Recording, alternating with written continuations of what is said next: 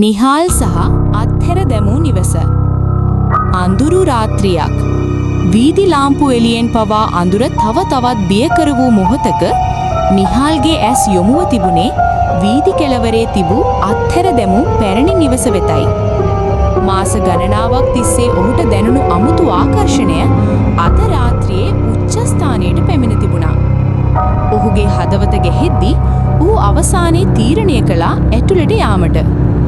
නිවස වෙත ලං වෙද්දී කැඩුණු ජනේල දිහා බලද්දී නිහාල්ට දැනුනේ එහි සෙවණැලි චලනය වන බවක්. හරියට නිවසම පණ ගහලා තමා දිහා බලාගෙන ඉන්නවා වගේ හැඟීමක්. ඔහු පියවර කිහිපයක් තබා මලකඩ කායිති දොර අසලට ගියා. ඔහු දොරට අත තියලා ඇතුළට පය තියද්දී දොර බිහිසුණු ශබ්දයක් නැගමින් ඇරුණා. ඇතුළත වූ කාමරය පුරා තද දූවිලි සුවඳක් සහ හදවත ගැස්ම වැඩි කරන නිශ්ශබ්දතාවක් පැතිර තිබුණා. එතනින් තවත් දොරක්.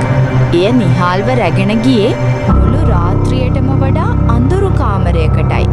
එතන කිසිම එළියක් තිබුණේ නැහැ. බිත්ති දිගු වී හුස්ම ගන්නා බව කොහොට දැනෙන්නට වුණා. ඒ මොහොතේම මෘදු සීතල රහසක් වාතයේ පාවී ආවා. ඇයි ඔබ මෙහි ආවේ?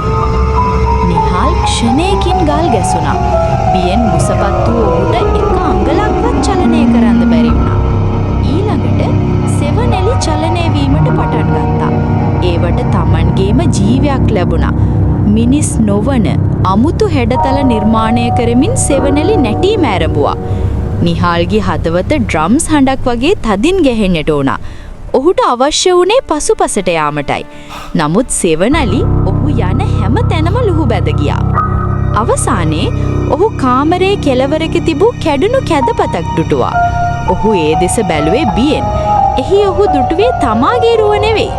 ඒ පිටුපස අඳුරු මුහුණක් නැති රූපයක් සිටගෙන සිටියා. දැන් ඔහුට ඉතිරිව තිබුණේ පලා යාම පමණයි. ඔහු දොර දෙසට දිව්වා. නමුත් ඔහු දුවන තරමට කාමරයේ අන්ධකාරයට දිගු වුණා.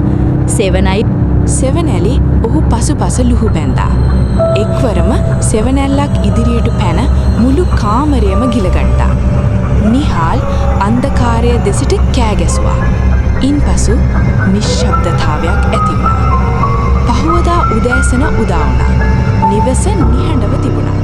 වීදිය හිස්ව තිබුණා.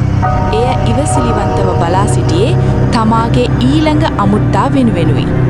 නමුත් ජනේලේ කෙළවරක පුංචි සෙවණැල්ලක තවමත් දැල්වෙනවා.